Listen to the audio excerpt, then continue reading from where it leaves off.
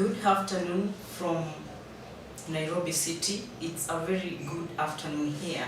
And today, welcome to our discussion. Today we are having a guest who is a politician, a project planner, a contractor.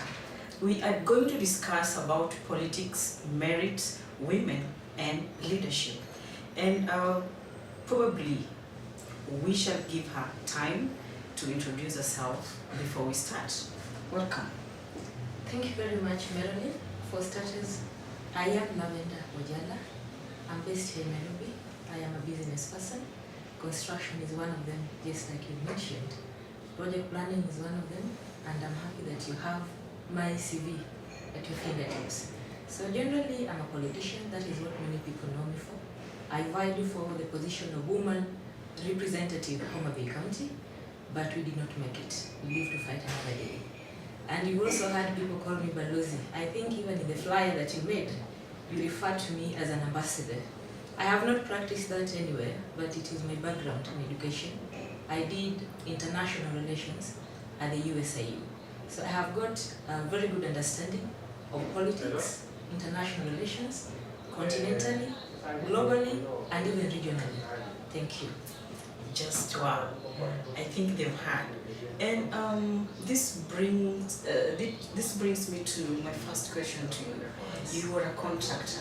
I've been told as your CV, and you're also a project planner. And currently we're working with the Lake Basin Authority. Yes. Why were you chosen? Was it on merit? Of course it was. It is called Lake Basin Development Authority. It is one of the regional authorities that were created by an act of parliament in the 70s. And one of the reasons why it was created, so that resources could be spread equally across the country. And Lake Basin Development Authority has been there for decades. So I was appointed by the President of the Republic of Kenya as one of the directors. And you know, as a director, when you look at the organogram of any organization, directors of the board, we form policies. We do what is called policy formulation. So yes, I came in with the political capital. You know, in politics, it is about value addition.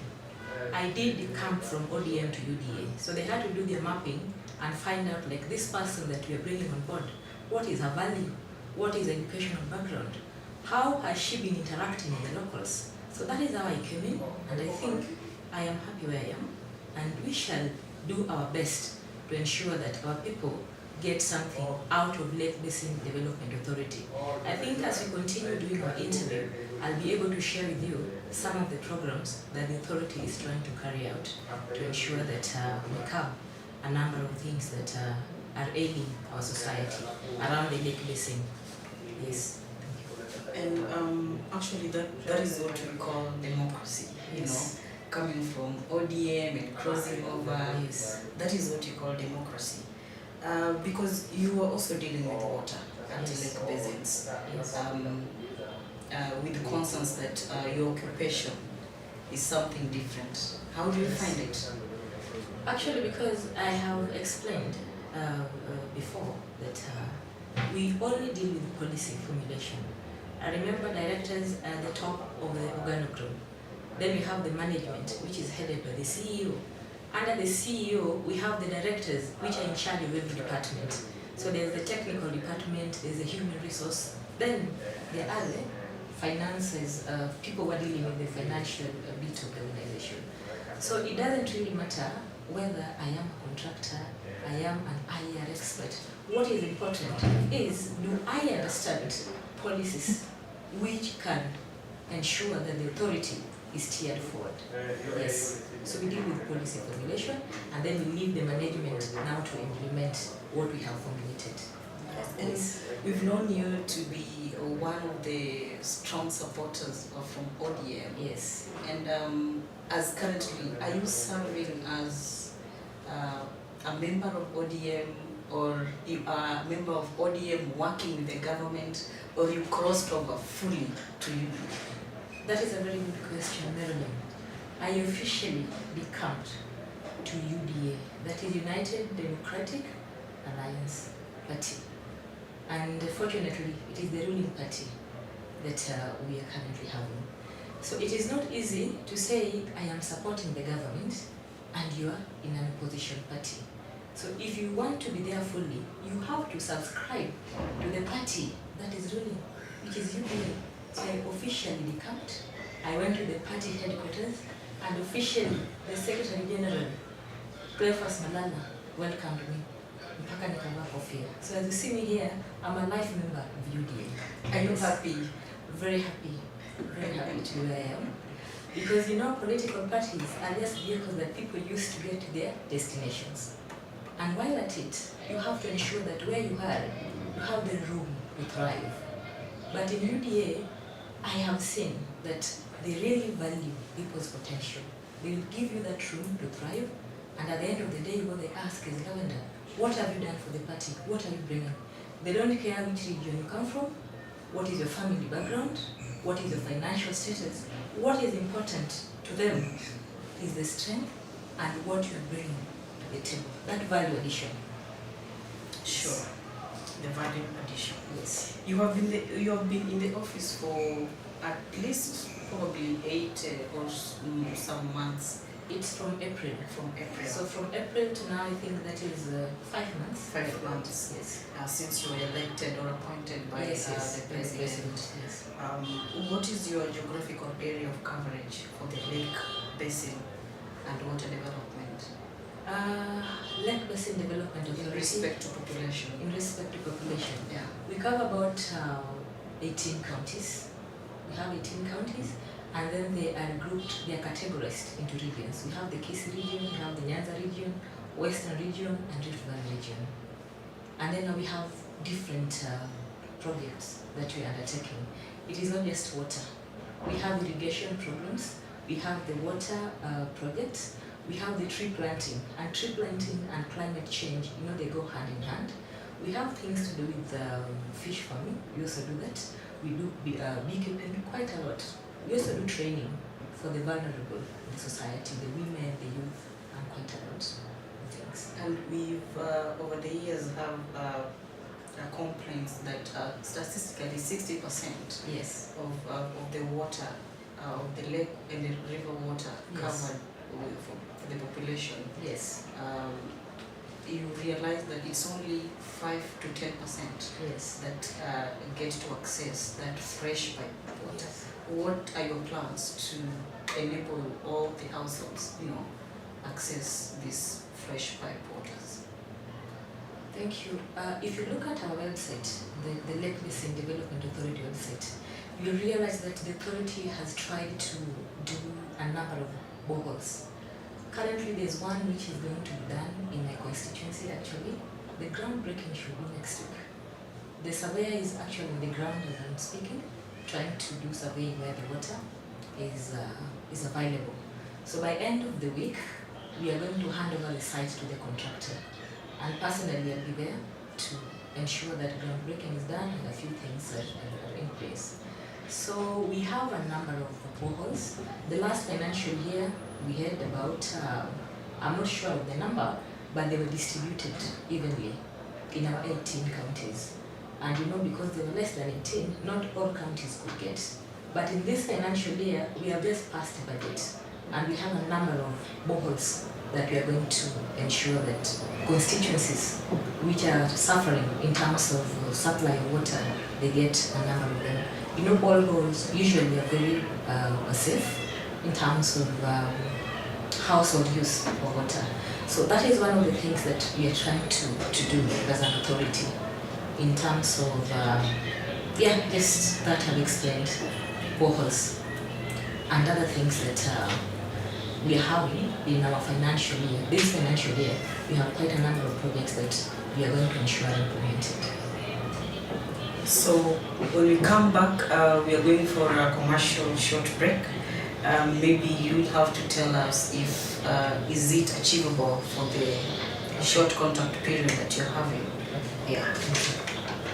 At Merop Media Production, we pride for being considered one of the best photography and videography companies in Nairobi. With many years of experience in the industry, we assure you that your jobs will be handled by a competent team. Our services include photography and videography for events, weddings, corporate functions, ratios, burials, among others. We also do live streaming for functions and events, shoot documentaries and interviews, as well as do music videos. For full catalog of our services and pricing, call us on 0718 675 041. Find us in Nairobi, Yaya Center, and Juja Square, first floor. At Merop Media Production, we pride for being considered one of the best photography and videography companies in Nairobi. With many years of experience in the industry, we assure you that your jobs will be handled by a competent team. Our services include photography and videography for events, weddings, corporate functions, ratios, burials, among others. We also do live streaming for functions and events, shoot documentaries and interviews, as well as do music videos. For full catalog of our services and pricing, call us on 0718 675 041. Find us in Nairobi, Yaya Center, and Juja Square, first floor. Welcome back to our discussion. Earlier, before we were just discussing what Ambassador Lavender Ojala is dealing with at the Lake Basin Development Authority. And now we're going to hear from her if all the projects and the plans they have at hand are achievable within the contract period. Back to you, Lavender. Are the period achievable? Of course, yes.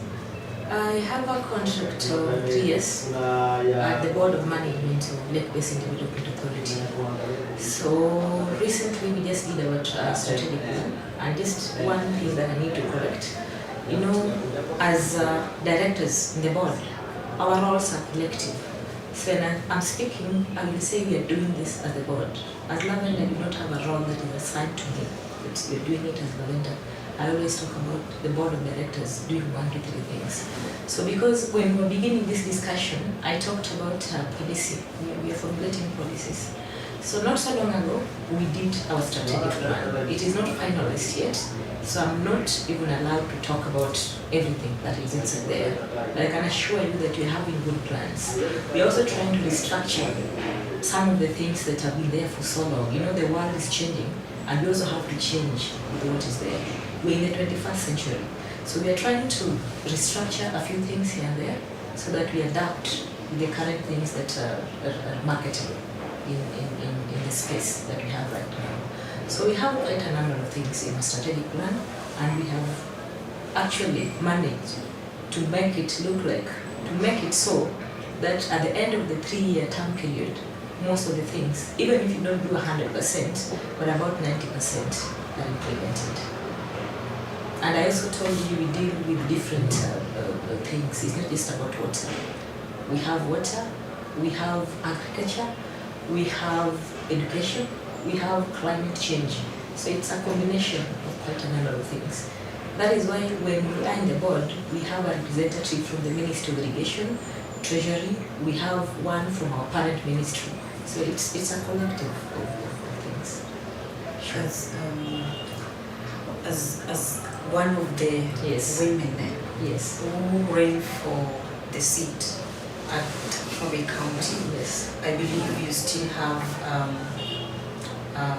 the feeling or the strength to help women from the county. How are you going to diversify all these projects you mentioned, farming, irrigation, education, to support the women, probably the youth? Just from my background, you can appreciate that I can be a jack of all trades.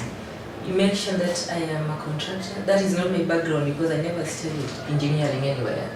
I did political science, my undergrad, then I did IR for my master's. Currently, I have an ongoing program for my PhD in public policy. I also did a bit of project planning.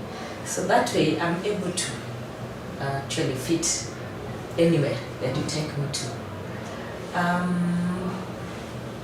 My title as a director, you know, once you are gazetted, you automatically become a government employee.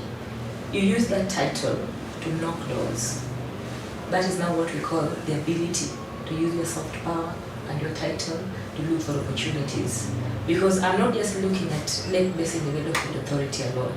Yes, as I said before, that in there we are doing things collectively as directors. As Lavender cannot go and impose that I want this and this and that.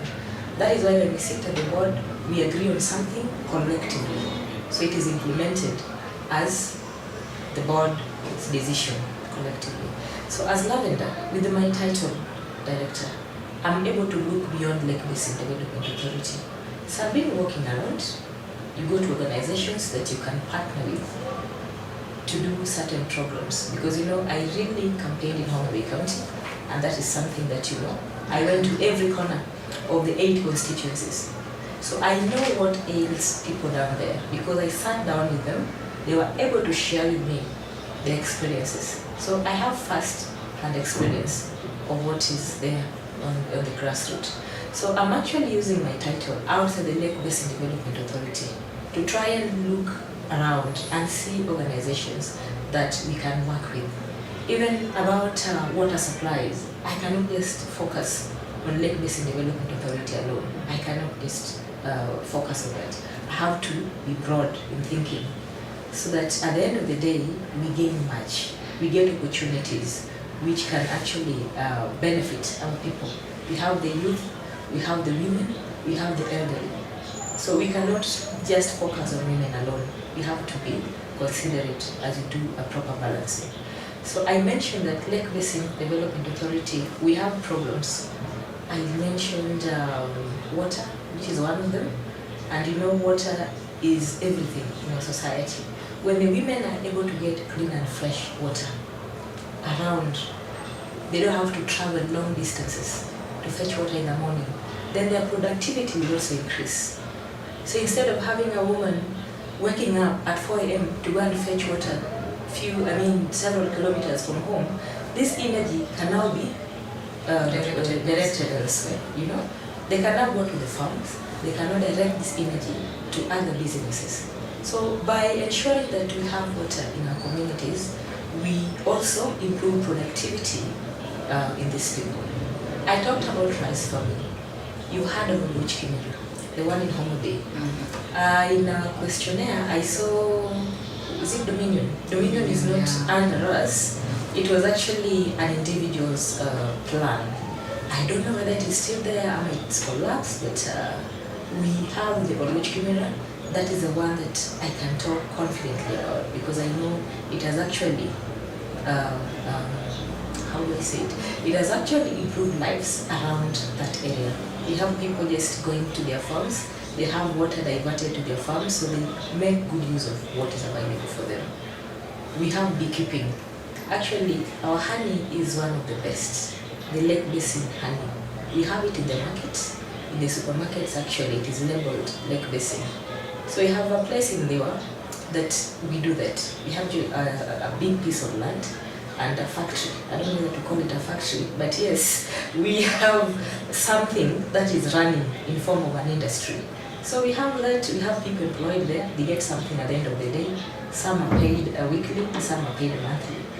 We also have our rice mill. Lake Basin has got a very, very sweet rice. The equipment was down, so it has not been milling for some time, but it's being worked on. So, yeah, we have a plan to ensure that communities are empowered. Though recently there's been a bit of wars between county governments and the regional authorities. The counties feel like that there are roles that the authorities are doing which will be left for the counties. But again, the authorities came before the counties. So what we need to do is to work on the policies to see that there's a clear distinction of roles so that we don't interfere with each other's roles. So, yeah. And with your position as a youth, you earlier mentioned education. Yes. Do you have plans to incorporate, because we are having water engineering institutes for youths, do you have plans to incorporate youths to work together with you, or what is your plan? I have actually worked with young people. Constitutionally, right now I'm no longer youth because I'm above 35. I have to mention that. but I'm a youthful politician because I'm between now 35 and 40, there between. But I love working with young people. If you followed my campaigns, it was actually propelled by the youth. They were all over with my agenda. They were selling my candidacy, and they did it so well that at some point I got surprised that what is it that these people saw in me, that they're so loyal. And let me tell you, Madeline, when I was decamping to UDA, I was like, now, what will they say, you know? But I realized they loved the person in me, not the political party that I belong to. So I'm happy that when I went to UDA, they didn't even make noise. The ones that I saw making noise did not even believe in my candidacy in the first place. And that is where I was coming yes. from. Do you think your followers got disappointed or something? The people who were passionate about my cause as Lavender Ojala understood where I was coming from. Yeah, because they were very passionate. They saw the kind of efforts that I made throughout the period that I campaigned. You know, my story was so interesting because as early as 2019, I was already doing my groundwork. Not really campaigning, but I was moving around, meeting groups, border, women groups, just getting to know what they have, the agenda, and now how I could come in. I'm the only candidate who, as early as 2019, had already taken youth for training to get license to operate border, and then some also decided that because we also want to do maybe driving for vehicles, let us just top up something small, then we have the license for motor vehicles. So I did that as early as 2019, so you can imagine. So this thing just progressed pole. By 2019, now we were able to increase the tempo. 2020, now we were in campaign mode, and I did my best. Now when I started, so many people were like, maybe she just started, or maybe she just placing her name. Or another hilarious term that people use is that so-and-so is threatening to vie. You are not really serious. But for my case, I gave it my best. You are a witness. I did all I was able to do to ensure that I was considered a serious candidate. So the people who are part of my cause, people who are genuinely supporting Lavender Ojala's cause, they know what I went through. They know that I was not treated fairly because of some maybe factors here and there. Regional balance, you know, Homa Bay County has this thing of regional balance. It was always mentioned where I was going. Sue already has a senator, so why are you also? I'm like, why are these people trying to intimidate us? You know, these positions are here to be vied. You know, so why are they always telling us about the regional balance? They should treat me the way I am, or with the efforts I'm trying to make. So I can confidently tell you that people who are passionate about my cause, they understood where I was coming from. They are still with me and they support my activities. They support my ideologies. But the ones that you see throwing words here and there, they didn't even believe in me in the first place. I was recently asking one that, why are you disappointed? Because even when I was a candidate for ODM, you are not supporting my cause. So why are you feeling bad that I have decamped to the other side?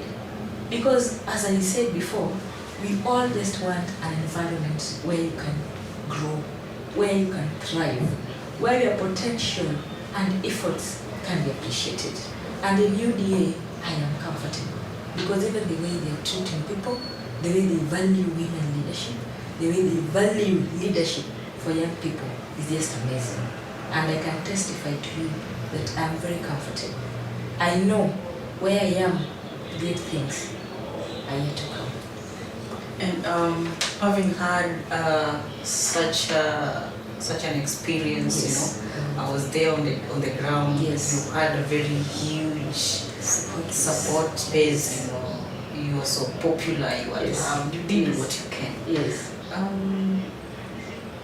I don't know. What is your political ambition?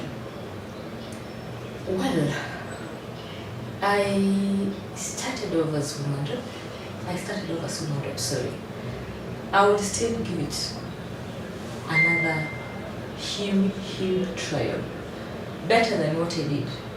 Remember, when I was campaigning for woman rep, I came from nowhere. I came from nowhere in the sense that I had not benefited from any position of privilege to give me that platform to use to my advantage. As you've read my CV, I've been self-employed.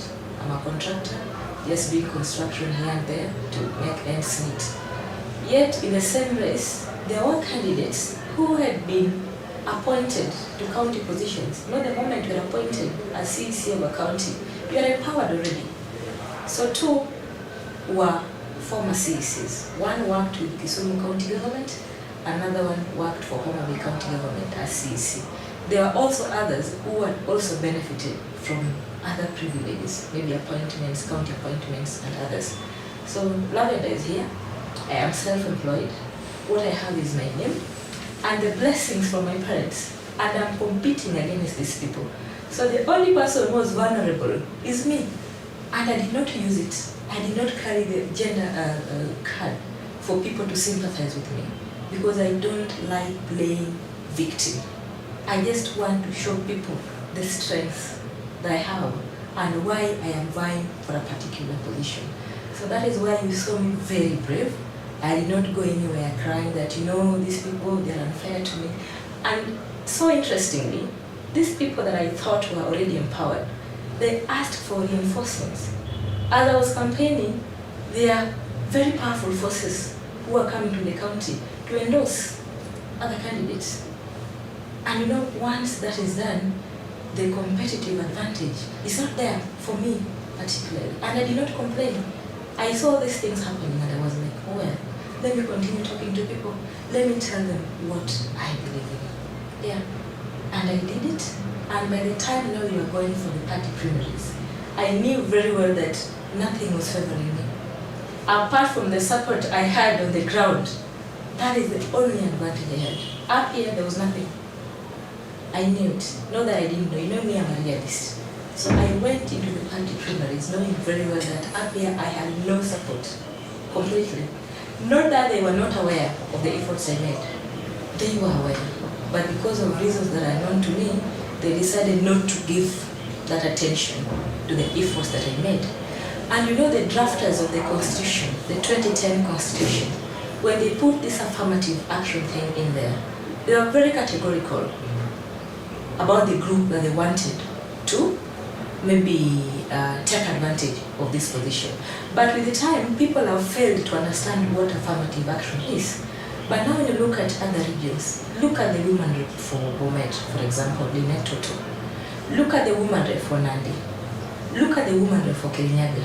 Look at the woman rep for Murang'a. So these counties clearly understood what affirmative action is. Because you get this position when you're still young, you serve for maybe 1 term or 2 terms, then now you go and compete with men. But now, Marilyn, when you now want to run for woman rep, when you're 50 and you're doing 2 terms, at 60 years old, now which other position do you want to run to? Are people using these positions maybe now as a retirement option or what? So I think our people, along the way, we now started not understanding what affirmative action means. You got to understand what people are asking me during campaigns. I don't want to go into details. And I was telling them, those things you're asking me are the reason I am vying for affirmative action.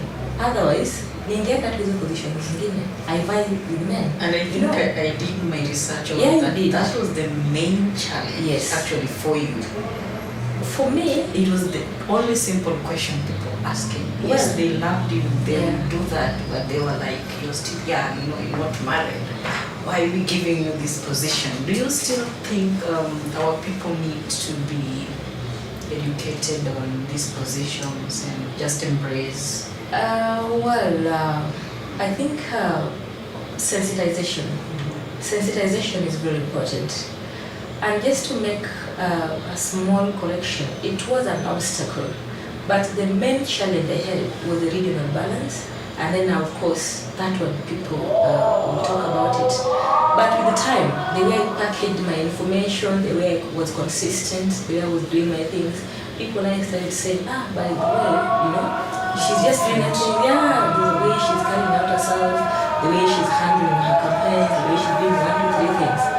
And now when I went to rallies, I could ask them. Yes, they are telling me about 1, 2, 3 things, but I am doing my campaigns without hanging on anyone's coat.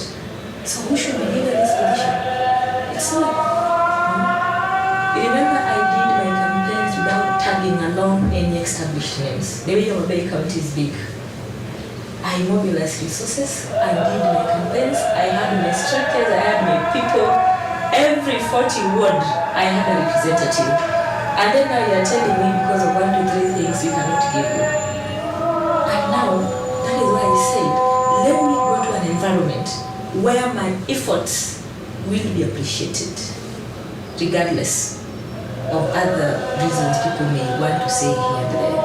Yeah. So our people need to understand, like right now, the kind of things that I am doing. At one time, Martha Karua said that my marital status does not define who I am. I value family, yes, but let people not really concentrate on minor issues, and then they will ignore the worth of a person, the main ear. They will actually erode everything. So it's so embarrassing when you look at women with some other radios and then you compare with what you have. You know, there's that benefit that comes with a youthful leader. You can knock so many places because now you are courageous, you have the energy. In a day you can run in I don't know how many constituencies. Yeah, so I believe maybe with the time our people will start to appreciate that we can focus on individual strengths. Yeah. So just maybe if you can focus on your camera, you just give us your supporters your last parting shot, and probably for the people who are really following you, and Homabay County at large again. Yeah, to my supporters, I take this opportunity, just like I always do, to appreciate you for standing with me, for supporting me, for believing with me. I want to assure you that Lavender Ojala is still there. I will come back more serious than it was, more bigger than it was. All in all, we ask God to give us the good life and good health. God bless Kenya. God bless Ambassador County. Thank you. And we wish you well. Thank you very much. Thank you for coming to Thank our you very studios. much. Thank you. We appreciate you big time. Thank you. Otherwise, that was our discussion for today at Merop Media. My name is Marilyn Opeo. I was your host. Thank you very much.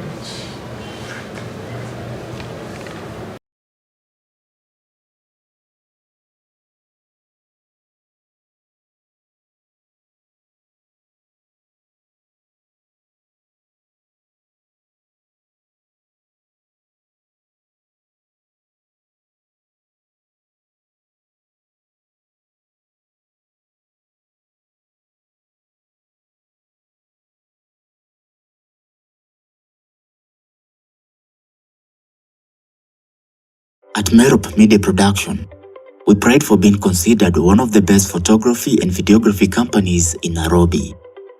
With many years of experience in the industry, we assure you that your jobs will be handled by a competent team. Our services include photography and videography for events, weddings, corporate functions, ratios, burials, among others. We also do live streaming for functions and events, shoot documentaries and interviews, as well as do music videos. For a full catalog of our services and pricing, call us on 0718 675 041. Find us in Nairobi, Yaya Center, and Juja Square, first floor.